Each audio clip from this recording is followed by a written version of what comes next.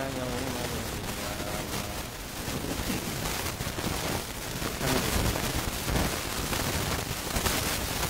الله تعالى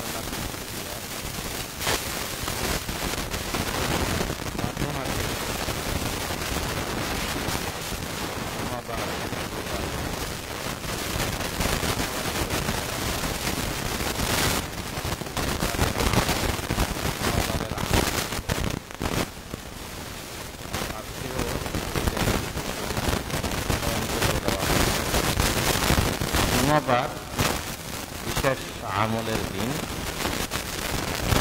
আমরা অনেকেই ইল্লা মাশাআল্লাহ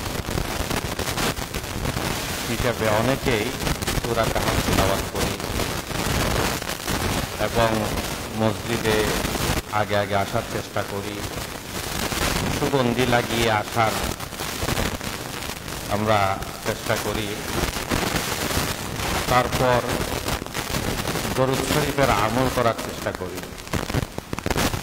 এগুলো শুক্রবারের বিশেষ আমল, আরও আছে আমল, স্মরণ করিয়ে দেওয়া হলো। আপনাদের সামনে সূরা ফুরকানের ৬৮ নম্বর আয়াত তিলাওয়াত করা হয়েছে। সূরা ফুরকানের ৬৮ নম্বর আয়াত হলো ইবাদুর রহমানের বিশেষ যেই গুণাবলীর কথা আল্লাহ তাআলা এই সূরার শেষে উল্লেখ করেছেন। কয়েকটি গুণের কথা গত জুমার আগের জুমায় বলা হয়েছিল,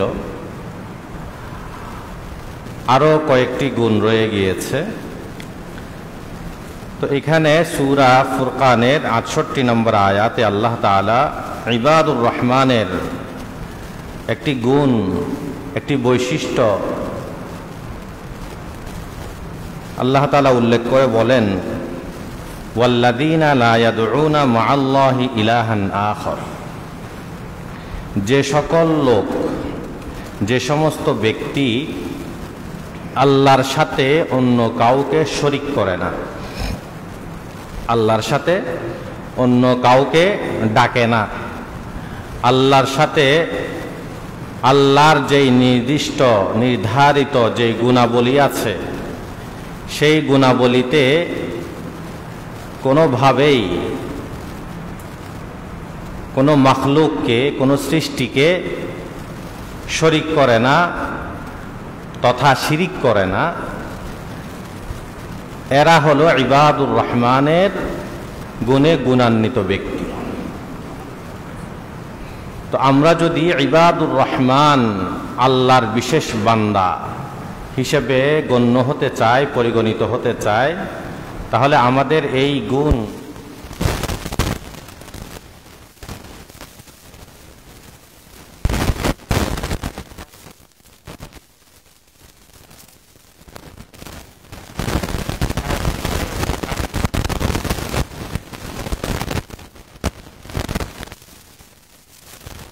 শিরিক আর তাওহীদ দুটো ভিন্ন বিষয়।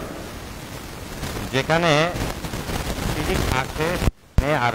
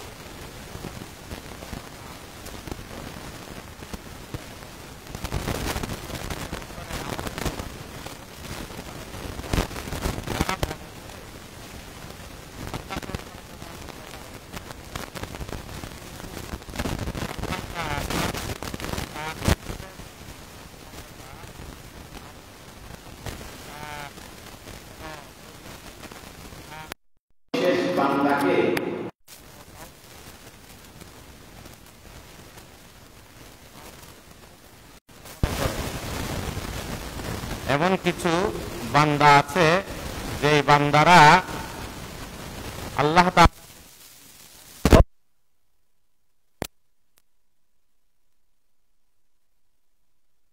বিশেষ ক্ষমতা দিয়ে দিচ্ছে।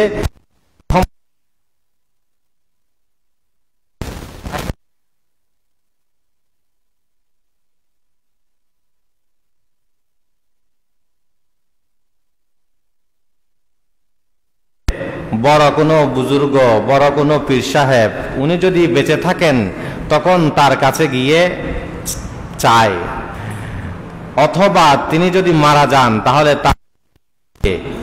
তার কবরে গিয়ে সেখানে গিয়ে তার কাছে চায়।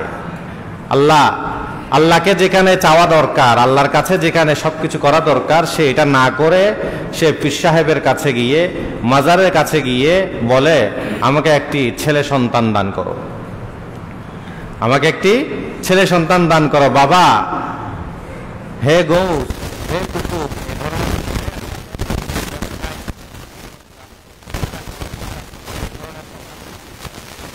তার মনের মধ্যে আল্লাহ তাআলা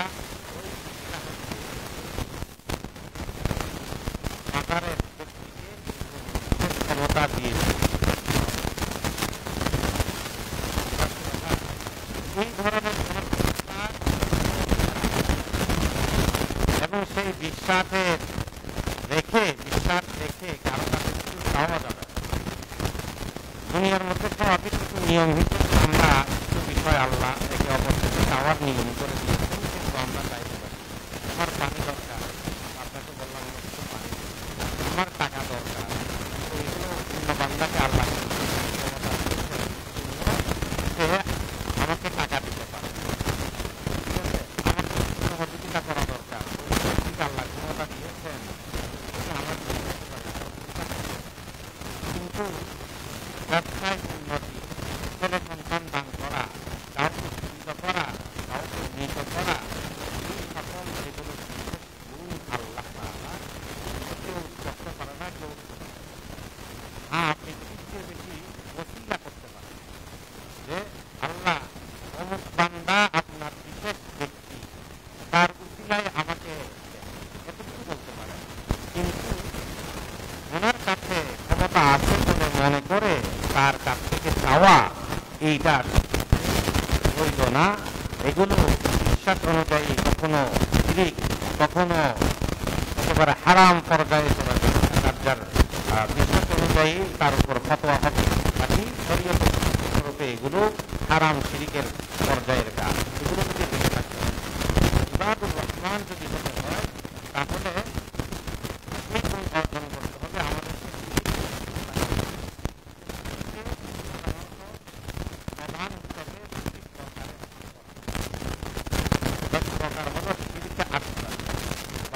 শিরকের জন্য।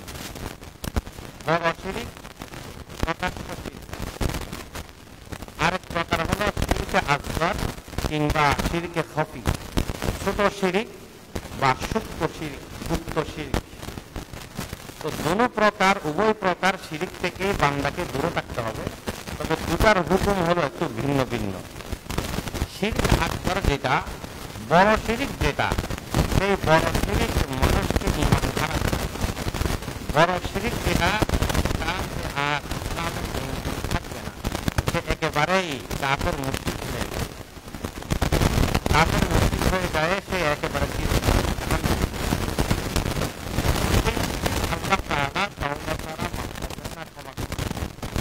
আল্লাহ তাআলা অন্য আয়াতে বলেছেন, ইন্নাল্লাহা লা ইয়াগফিরু আন ইউশরাকা বিহি ওয়া ইয়াগফিরু মা দুনা যালিকা লিমান ইয়াশা। আল্লাহ তাআলা বলেন, ইন্নাল্লাহা, নিশ্চয় আল্লাহ, লা ইয়াগফিরু আন ইউশরাকা বিহি, আল্লাহর সাথে যে করবে সেই শিরককে আল্লাহ কখনো ক্ষমা করবেন না। অর্থাৎ সে যদি তাওবা না করে, তাওবা না করে যদি দুনিয়া থেকে চলে যায়, তাহলে সে মাফি পাবে না। একজন হিন্দু, সে যেমন মুসলিম, কেউ যদি আল্লাহর সাথে বড় ধরনের শিরক করে, ওই হিন্দু যেমন, মুশরিক যেমন, সে চিরস্থায়ী জাহান্নামী। একজন মুসলমান, সে যদিও পুরা জীবন সে নামাজ পড়েছে, পুরা জীবন সে মুসলমান নাম ধারণ করেছে, কিন্তু সে এমন কোন শিরিকের কাজ করেছে যেটার কারণে তার ঈমান চলে গিয়েছে, বড় শিরিক করেছে, তো সেও সেই চিরস্থায়ী জাহান্নামী হবে। নাউযুবিল্লাহ। এজন্য বড় শিরিক থেকে আমাদেরকে দূরে থাকতে হবে। বড় শিরিককে আমাদেরকে চিনতে হবে, জানতে হবে। কেন? ওই শিরিক নিয়ে যদি দুনিয়া থেকে যায়, তাহলে ক্ষমা পাবো না। আর শিরিক ছাড়া, কুফর ছাড়া যদি ছোটখাটো বা কবিরা গুনাহ যদি দুনিয়া থেকে নিয়ে যায়, এটা আল্লাহ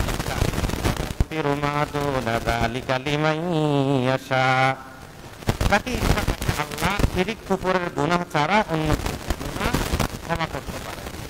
তিনি কাউকে ক্ষমা করবেন, কাউকে ক্ষমা না করে তিনি জাহান্নামে দিয়ে আবার জান্নাতে নিয়ে যাবেন। কিন্তু যদি শিরিক করে যায়, কুফর করে নিয়ে যায় দুনিয়া থেকে, আর তাওবা করে যেতে না পারে, তাহলে তার কোনো ক্ষমা নেই। আবার তাওবাও হতে হবে কিসের আগে? আগে, সাকারাত শুরু হওয়ার আগে। কেউ যদি দেখে যে মৃত্যুর লক্ষণ চলে আসছে, এখন মৃত্যু হবে, তার সাকারাত শুরু হয়ে গিয়েছে, তাহলেও আবার তাওবা করতে হবে। আল্লাহ রাসূল হাদিসে বলেছেন, قال رسول الله صلى الله عليه وسلم إن الله يقبل التوبة ما لم يغرر। আল্লাহ তাআলা তওবাকে কবুল করেন যতক্ষণ পর্যন্ত গরগরা, মানে একেবারে মৃত্যু সন্নিকট, যেটাকে আমরা বলি মৃত্যুর সম্পূর্ণ আলামত জাহির হয়ে যাওয়া, প্রকাশ পেয়ে যাওয়া, এই ধরনের অবস্থা যদি শুরু হয়ে যায়, তাহলে তওবা করলেও আর কবুল হবে না। এজন্য সবসময় সর্বদা এই শিরিক থেকে দূরে থাকার চেষ্টা করতে হবে। হাদিসে কুদসিতে আল্লাহ রাসূল বলেন, হযরত আনাস রাদিয়াল্লাহু তাআলা আনহু থেকে বর্ণিত বড় লম্বা হাদিস, রাসূলুল্লাহ সাল্লাল্লাহু আলাইহি ওয়াসাল্লাম এটা আল্লাহ তাআলা থেকে জেনে, আল্লাহ তাআলার কথা তিনি বলেছেন তার ভাষায়, আল্লাহ রাসূলের ভাষায় থেকে হাদিসে কুদসি, قال رسول الله صلى الله عليه وسلم قال الله عز وجل يا ابن آدم إنك لو أتيتني بقراب الأرض خطايا ولقيتني لا تشرك بي شيئا لأتيتك بقرابها مغفرة أو كما قال النبي عليه الصلاة والسلام। আল্লাহ রাসূল বলেন, আল্লাহ তাআলার ভাষা, আল্লাহ তাআলার কথা যে ইয়া বনি আদম, আল্লাহ বলছেন বনি আদমকে, ও বনি আদম, আদম সন্তান, ইন্নাকা লাউ আতাইতানি বিকুরাবিল আরদি খাতায়া, বান্দা তুমি গুনাহ করতে করতে করতে করতে বিকুরাবিল আরদ, এই যে পুরা জমিন, এই যে পুরা ভূপৃষ্ঠ, এই পুরা ভূপৃষ্ঠ আপনি ভরপুর করে ফেলেছেন। চিন্তা করেন, এই নদীর পরিমাণ না, এই মাঠ পরিমাণ না, সোহরাওয়ার্দী পরিমাণ না, ঢাকা শহর না, পুরা দুনিয়া পরিমাণ ভূপৃষ্ঠে গুনাহ করতে করতে ভরপুর করে ফেলেছেন। বড় বান্দা, তুম্মা লাকিতানি লা তুশরিকু বি শাইআ, এরপর তুমি আমার সাথে সাক্ষাৎ করতে এসেছো, অর্থাৎ তোমার মৃত্যু হয়েছে এমন ভাবে যে তোমার কাছে শিরিক মুক্ত ঈমান নিয়ে, তাওহীদ নিয়ে তুমি কোথায় গিয়েছো? আল্লাহর কাছে সাক্ষাৎ করেছো, তোমার মৃত্যু হয়েছে। এমন যদি হয়, আল্লাহ বলেন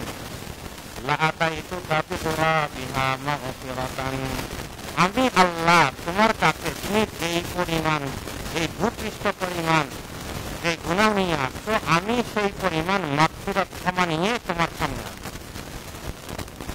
শর্ত শিরিক থাকতে হবে, শিরিক কুফর এটা থাকতে হবে। এটা যদি থাকে তাহলে মাফ পাওয়া পুরো টান। তিরমিজি শরীফের হাদিস, গ্রহণযোগ্য হাদিস। এই জন্য আমরা সর্বদা চেষ্টা করতে হবে যে এই শিরিক থেকে যাতে আমরা দূরে থাকি, শিরিক যাতে কোনোভাবে কি না হয়। এখন মানুষ কত ভাবে যে তারা ঈমান হারা হয়ে যাচ্ছে, শিরিক করতেছে, বিভিন্ন গজল পর্যন্ত বানাই ফেলছে। তারা বলে বাবা মাওলানা মাওলানা মাওলানা, লাভ নুকসানের মালিক বাবা মাওলানা। এই যেগুলো হলো শিরিক। লাভ নুকসানের মালিক কি?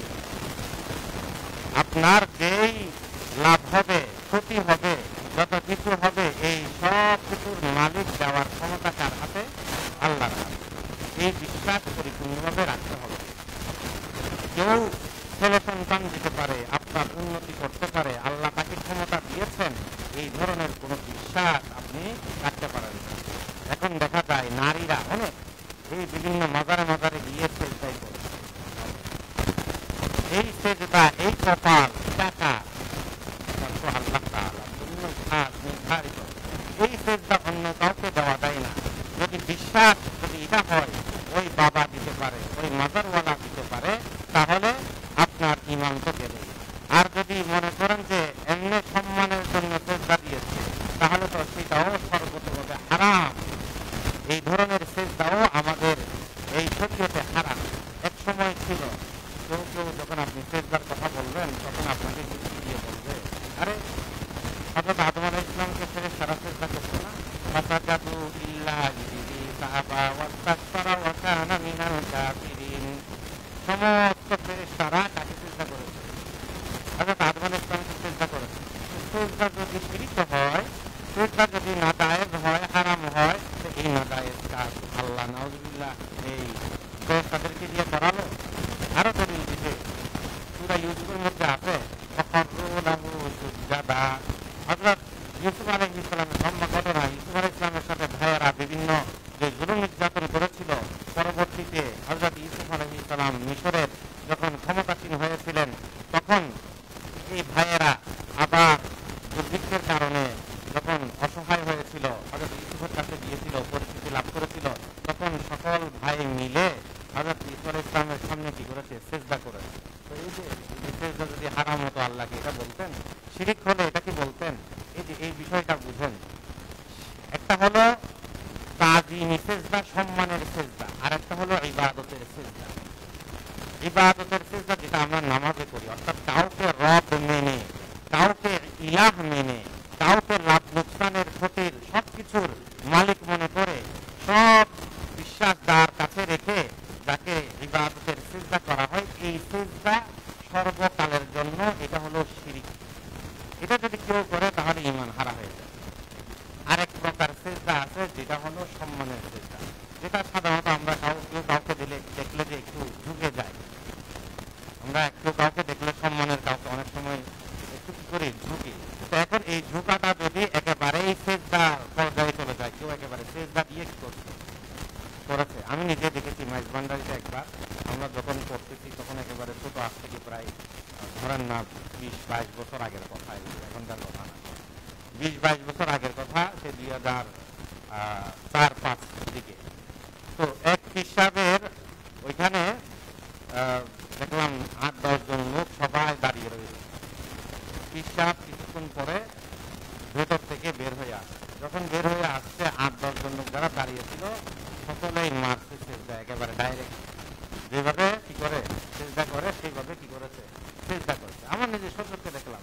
এখন মেয়েরা বিভিন্ন মাজারের ছবি, এই বিভিন্ন মাজারের ভিডিও, এগুলো তো দেখা যায় সেজদা করতেছে। তো যদি ইবাদতের সেজদা হয়, এটা তো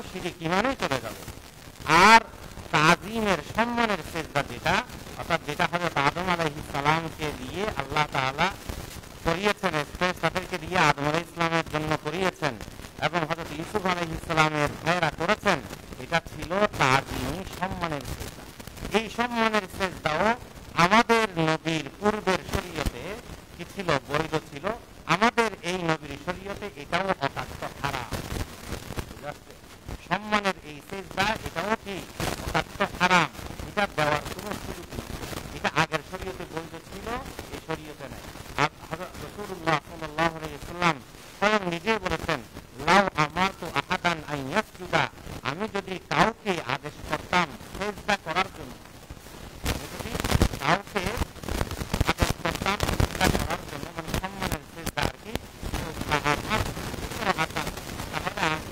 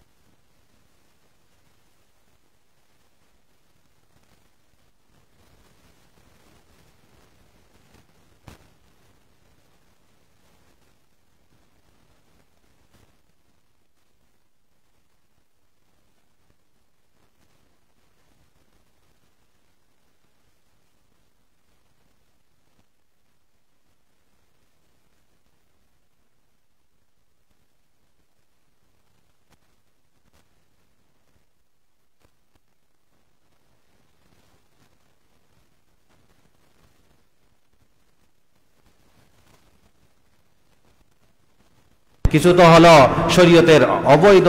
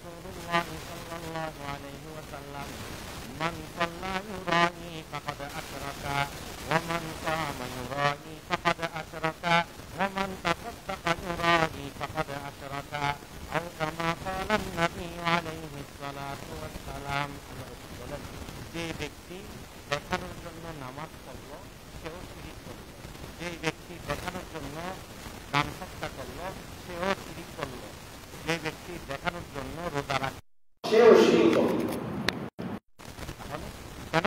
কারণ হচ্ছে হচ্ছে সে এখানে কিছু শরীক করে ফেলেছে, দুনিয়াতেই কিছু সে এখানে নেক নাম চাচ্ছে। কি নেক নাম? ওই যে কি করো, আমাকে দানবীর বলবে, আমাকে বড় কিছু বলবে, অথবা আমাকে বড় ফকির বলবে, আমাকে বড় মৌলানা বলবে, আমাকে অমুক কিছু বলবে। এরকম কিছু যখন অন্তরে চলে আসবে, তখন এটা যদি আপনার স্থির থেকে যায়, আসলেই যদি আপনি এটার জন্য করেন, তাহলে এখানে কয়েকটা অবস্থা হতে পারে। একটা হলো আপনি কাজটা করতেছেন আল্লাহর জন্য, কিন্তু যখন অন্য কেউ দেখছে তখন মনে মনে আপনার কি হয়ে গিয়েছে, অন্তরের মধ্যে চলে আসতে অমুকে দেখতেছে আমাকে নামাজি বলবে। এরকম যদি মনে আসে তো নিয়তকে শুদ্ধ করে নেওয়া। না, আমি তো নামাজ পড়ছি আল্লাহর জন্য, অমুক দেখলে আমাকে সাময়িক বলবে আমি নামাজি, এটা তো আমার কি আছে, আমি তো আসলে করতেছি আল্লাহর জন্য। ও আমাকে এসে হঠাৎ দেখলো আর ও বললেও আমার কি এসে যায়, এইভাবে বলে মনে মনে নিয়তকে পরিশুদ্ধ করা।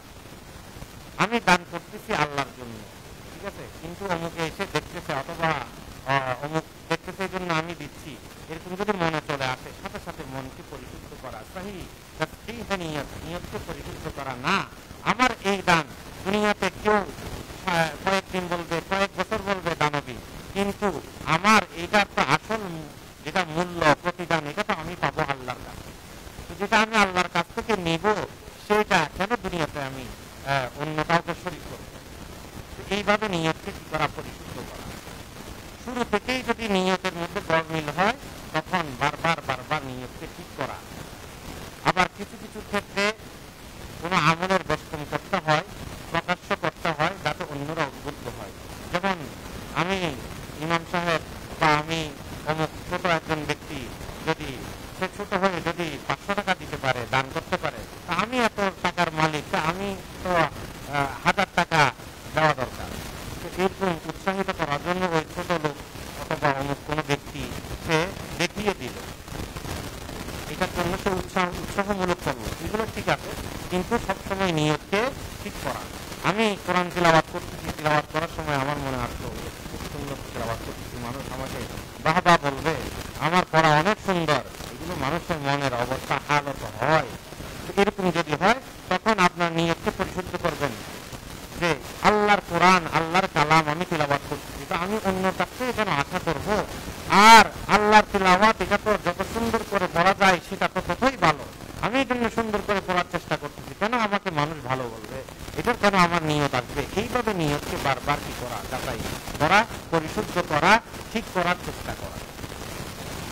একেবারেই নিশ্চিত হয়ে না যাওয়া যে আমার সব কিছু একেবারে পরিপূর্ণভাবে হবে, পরিপূর্ণরূপে হবে। এইভাবে নিয়তকে ঠিক করে করে নিজের নিয়তকে পরিশুদ্ধ রাখার চেষ্টা করতে হবে। আর শুরু থেকেই যদি আমার নিয়তটাই যদি গরমিল হয়, তাহলে আমি কোনো সওয়াবই পাবো না। আর যদি এইভাবে যদি আমলের মাঝখানে যদি এরকম ওয়াসওয়াসা আসে, তাহলে সেটাকে ঠিক করতে থাকবো, বারবার ঠিক করতে থাকবো, যাতে আমার সওয়াবটা না হয়, বিফলে না যায়। কারণ হাদিসে আসছে, সেই মুসলিমের হাদিসও আসছে, ইবনে মাজার হাদিসও আসছে, কিয়ামতের দিন আল্লাহ তাআলা বলবেন, আইনা শুরাকাউকুম ইযহাব, তোমরা যাও, ইযহাবু, যারা এরকম দেখানোর জন্য আমল করবে, এরকম দেখানোর জন্য কিছু দান করবে, রোজা রাখবে, অথবা অন্য কিছু করবে, তখন আল্লাহ বলবেন, যাও, ইযহাবু, তোমরা যাও, গিয়ে তোমাদের ওই শরীকরা কোথায়, যাদেরকে দেখানোর জন্য, যারা তোমাদেরকে কিছু বলবে, কোনো আমল করেছো, আজকে গিয়ে তাদের কাছ থেকে প্রতিদান নাও। আমার কাছে কেন আসছো? আমার কাছে কেন আসছো? তাদের কাছে গিয়ে তোমাদের প্রতিদান নিয়ে আসো। তো এইভাবে আল্লাহ তাআলা কোনো প্রতিদান দিবেন না, বরং পুরা সওয়াবের আমলের সওয়াবেই বাতিল হয়ে যাবে। এই জন্য এটার জন্য খুব ভয়ে থাকা, আমার আমলে যাতে রিয়া না আসে, কাউকে দেখানোর উদ্দেশ্য না হয়, কেউ আমাকে কিছু বলো, এটা যাতে উদ্দেশ্য না হয়, এরকম। এমনকি হাদিসের মধ্যে আসছে, কেউ দ্বীনি জ্ঞান অর্জন করতেছে, কিন্তু উদ্দেশ্য হলো দুনিয়ার কোনো কিছু পাওয়া, সামান্য সে টাকা পাবে, সম্মান পাবে, এই ধরনের কিছু পাবে, তার জন্য কত বড় ধর্মীয় চিত্রতা আসছে দেখেন। আবু দাউদ শরীফের হাদিস, আল্লাহ রাসূল বলেন, ক্বালা রাসূলুল্লাহ সাল্লাল্লাহু আলাইহি ওয়াসাল্লাম, মান তাআল্লামা ইলমান মিম্মা ইবতাগা বিহি ওয়াজহুল্লাহ লিয়ুসিবা বিহি আরদাম মিনাদ দুনিয়া লাম ইয়াজিদ আরফাল জান্নাহ ইয়ানি রিহাহা আও কামা ক্বালা নবী আলাইহিস সালাতু ওয়াস সালাম। আল্লাহ রাসূল বলেন, মান তাআল্লামা ইলমান মিম্মা ইবতাগা বিহি ওয়াজহুল্লাহ, কেউ এমন দ্বীনি জ্ঞান ইলম অর্জন করলো, যেই দ্বীনি জ্ঞান, যেই ইলম অর্জন করার উদ্দেশ্য হলো আল্লাহর রেজামন্দি হাসিল করা, আল্লাহকে পাওয়ার জন্য, শরীয়তকে চিনার জন্য, আল্লাহর হুকুম অনুযায়ী চলার জন্য, এটাই হলো উদ্দেশ্য দ্বীন জ্ঞান অর্জন করা। কিন্তু সে এই দ্বীনি জ্ঞানটা অর্জন করতেছে, ইলমটা অর্জন করতেছে বা আলিম হচ্ছে কি জন্য? লিয়ুসিবা বিহি আরদাম মিনাদ দুনিয়া, দুনিয়ার সামান্য কোনো পদ পাবে, কিছু টাকা পয়সা পাবে, মানুষরা তাকে আলিম বলবে, মানুষরা তাকে বড় খতিব বলবে, মানুষরা তাকে হাদিয়া তোহফা দিবে, মানুষরা তাকে উপরের আসনে বসাবে, চেয়ারে বসাবে। এরকম দুনিয়ার সামান্য সামান্য কোন একটা জিনিস সে অর্জন করার জন্য, কোন একটা পদ পাওয়ার জন্য, কিছু টাকা পয়সা অর্জনের জন্য, এই ধরনের এগুলো আমরা যারা ইলমের সাথে সম্পৃক্ত, আমাদের জন্য বড় ভয়ঙ্কর হাদিস। এমনকি মুসলিম শরীফের হাদিসে আসছে, আরেক হাদিসে, কাল কিয়ামতের দিন 3 শ্রেণীর লোককে দিয়ে আল্লাহ তাআলা জাহান্নাম উদ্বোধন করবে। কয় শ্রেণীর লোক? 3 শ্রেণীর লোক। সেই 3 শ্রেণীর লোকের মধ্যে এক শ্রেণী হলো আলিম, যারা এরকম দুনিয়াবি উদ্দেশ্যে, আখিরাতের উদ্দেশ্যে না, দুনিয়াবি উদ্দেশ্যে, দুনিয়ার কোনো টাকা, সম্মান, কোনো পদমর্যাদা, কোনো কিছু পাওয়ার জন্য সে কি করেছে? হাসিল করেছে দুনিয়ার কিছু অর্জন করার জন্য এই ইলমকে অর্জন করেছে, আলিম হয়েছে। মানুষ তাকে আলিম বলবে, বড় খতিব বলবে, অমুক বলবে, তমুক বলবে, এই জন্য তাকে ঊর্ধ্বমুখী করে জাহান্নামে টেনে নেওয়া হবে। নাউযুবিল্লাহ। দ্বিতীয় শ্রেণী হলো, কেউ দান করেছে, এই জন্য তাকে দুনিয়াতে বড় দানশীল বলা হবে। তো আল্লাহ তাআলা বলবেন কাল কিয়ামতের দিন, তোমাকে তো সেই দুনিয়াতে কি করা হয়েছে? বড় দানবীর বলা হয়েছে, তুমি তো বড় দানশীল ছিলে, যাও, তোমাকে যেহেতু যে উদ্দেশ্য তুমি করেছো সেটা তো তুমি দুনিয়াতে পেয়ে গিয়েছো, তাকে ঊর্ধ্বমুখী করে জাহান্নামে নিয়ে যাওয়া হবে। নাউযুবিল্লাহ। তৃতীয় প্রকার হলো, যারা আল্লাহ রাস্তায় জিহাদ করেছে, মুজাহিদ, তারাও এরকম বড় তাকে বাহাদুর বলবে। হ্যাঁ, সে আল্লাহর খুশির জন্য জিহাদ করে নাই, নিজের জানকে বিলিয়ে দেয় নাই, বরং বাহাদুর বলবে, কোনো কিছু বলবে, এই জন্য সে জিহাদ করেছে, তাকেও জাহান্নামে নিক্ষেপ করা হবে। নাউযুবিল্লাহ। তো এগুলো বড় ভয়ঙ্কর বিষয়। কেন? কারণ এখানে শিরিক ঢুকে যাচ্ছে। শিরিক, এই শিরিক আল্লাহর সাথে অন্য কিছুকে শরীক করে ফেলা, এটা হলো বড় মারাত্মক বিষয়। এজন্য বারবার নিয়তকে পরিশুদ্ধ করা। আমার যে ইলম অর্জন, এটাও কি জন্য হচ্ছে? এটা আবু দাউদ শরীফের হাদিসে এটা বলতেছে যে লিয়ুসিবা বিহি আরদাম মিনাদ দুনিয়া, সামান্য দুনিয়ার কোনো কিছু পাওয়ার জন্য সে দ্বীনি জ্ঞান অর্জন করে।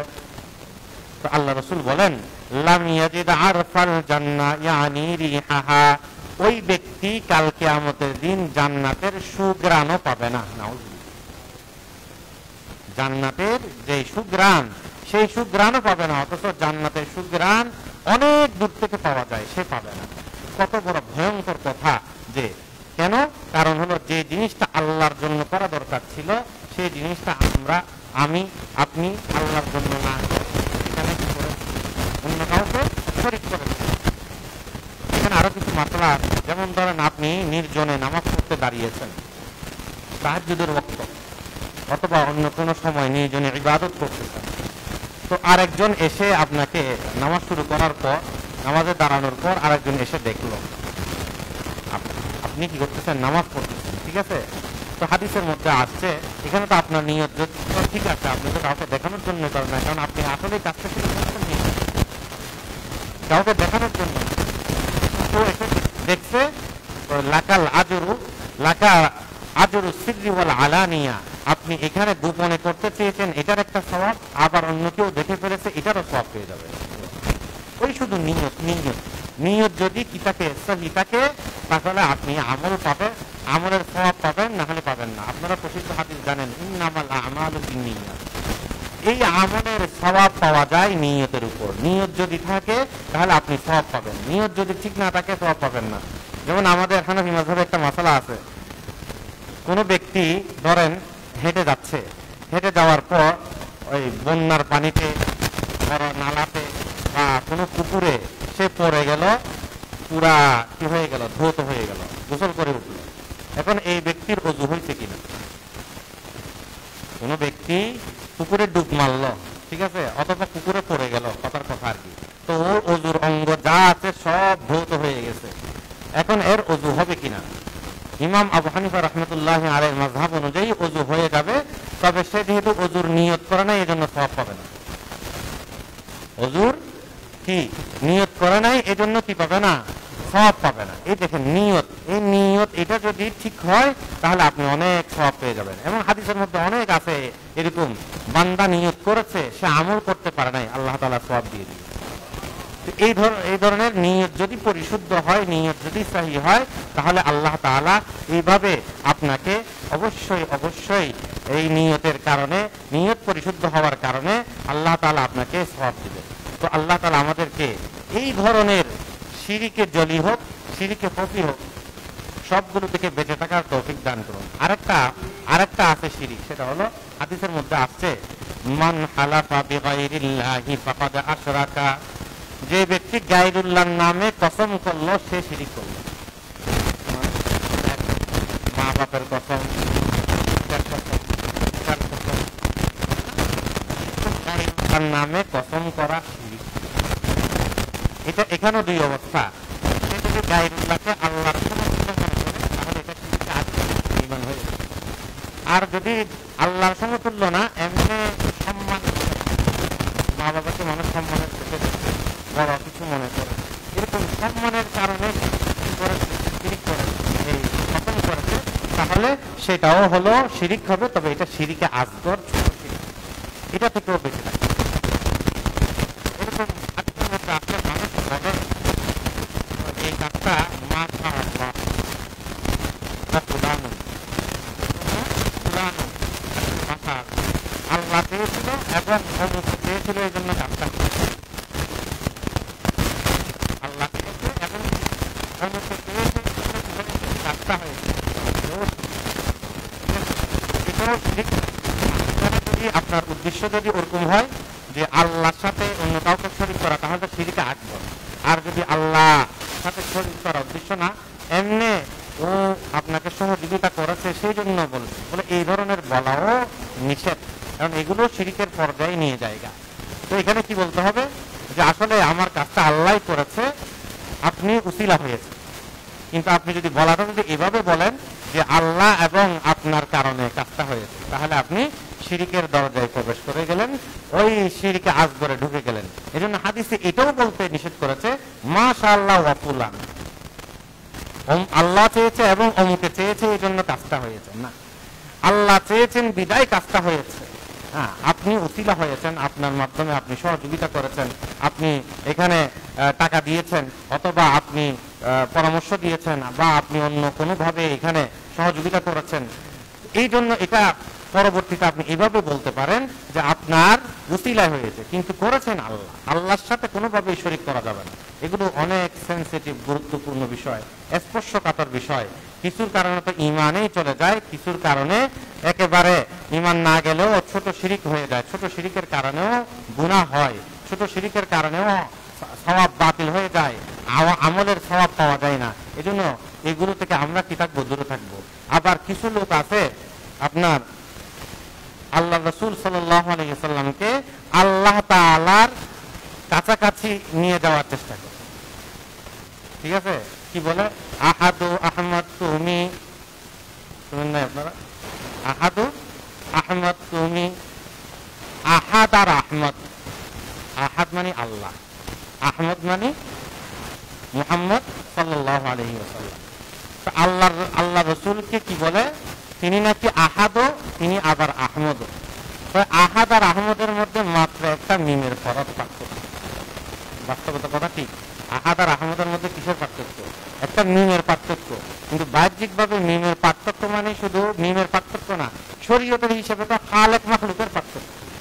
একজন হলেন খালেক সৃষ্টিকর্তা, আরেকজন হলেন মাখলুক। রাসূলের সম্মান সকলের উপরে, কিন্তু আল্লাহ খালেক নিয়ে আসার কি করে চেষ্টা করে।